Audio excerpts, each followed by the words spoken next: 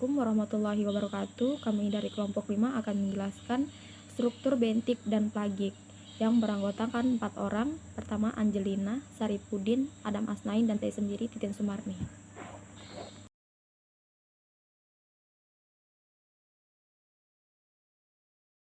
Pengertian zona bentik. Bentik berarti hidup atau terjadi di dasar badan air. Zona bentik termasuk lapisan air yang ada tepat di bagian bawah. Oleh karena itu, air di zona bentik selalu berhubungan dengan dasar danau atau lautan.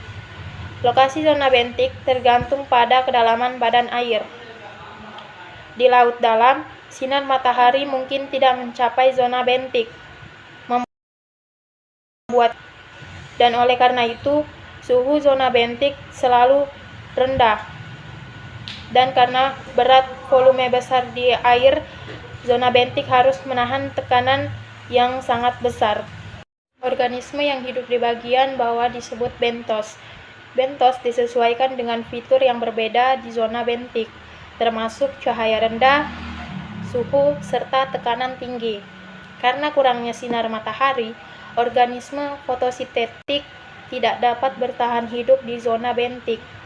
Oleh karena itu, bentos tergantung pada bahan organik yang hanyut dari lapisan air di atas. Terutama pemakan dan detritivores tinggal di zona bentik.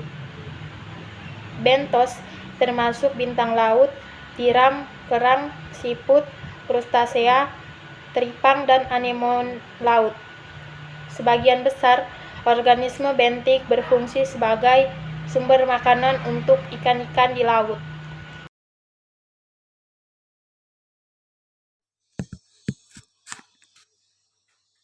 Pengertian zona plagik.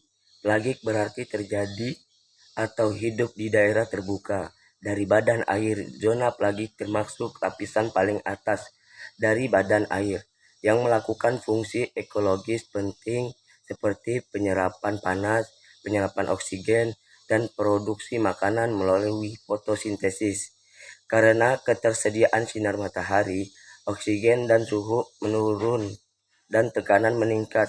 Seiring meningkatnya kedalaman badan air, zona plagik dapat dibagi berdasarkan fluktuasi faktor.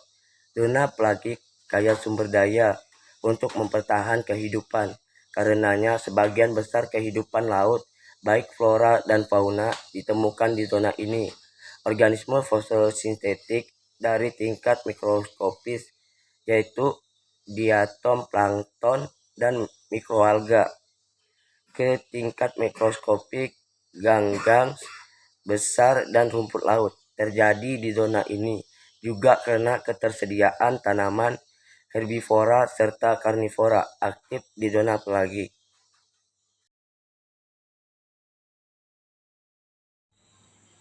Perbedaan zona bentik dan plagik. Zona bentik merupakan lapisan lebih dekat ke bagian bawah badan air, sedangkan zona plagik mengacu pada lapisan paling atas dari badan air. Organisme yang hidup di daerah bentik yang dikenal sebagai bentos, dan organisme yang ditemukan di zona plagik disebut organisme plagik. Mengacu pada laut terbuka, zona bentik ditandai dengan suhu rendah, tingkat oksigen terlalu rendah, dan tidak ada cahaya, dan namun tekanan tinggi. Namun pada gradien pada zona plagik dari atas ke bawah. Jika kita membandingkan keragaman dalam zona ini, sumber daya perairan plagik kaya keragaman yang lebih tinggi daripada zona bentik yang memiliki sumber daya yang lebih rendah. Fotosintesis tidak mengambil tempat di zona epipelagik, tetapi zona bentik tidak mendapatkan cukup cahaya untuk ini. Jaring makanan pada zona plagik yang didukung oleh organisme fotosintesis, sedangkan komunitas bentik biasanya didukung oleh detritus yang melayang dari lapisan atas. Tidak ada organisme fotosintetik dapat ditemukan di daerah bentik, didominasi oleh detritivor dan pelumung.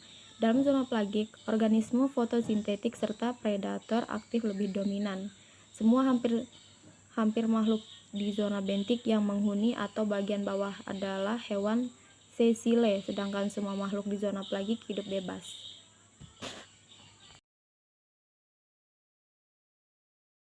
Yaitu zona yang lebih rendah berada pada kedalaman, memiliki tekanan samudra.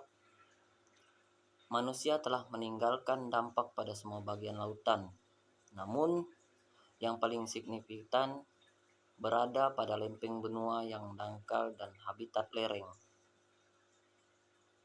Banyak organisme bentik telah mempertahankan sejarah karakteristik evolusi mereka. Beberapa organisme yang secara signifikan lebih besar dari kerabat mereka yang tinggal di zona dangkal. Sebagian besar karena tingginya kadar oksigen di laut dalam. Tidak mudah untuk memetakan atau mengamati organisme dan habitat mereka. Dan pengamatan paling modern yang pernah dibuat adalah dengan menggunakan kendaraan bawah air kontrol jarak jauh atau yang disingkat ROV. Dan sangat jarang menggunakan kapal selam. Baik, itu tadi dari materi yang dapat saya sampaikan. Kurang dan lebihnya mohon dimaafkan. Wassalamualaikum warahmatullahi wabarakatuh. Burung Irian, burung cendrawasih. Cukup sekian dan terima kasih.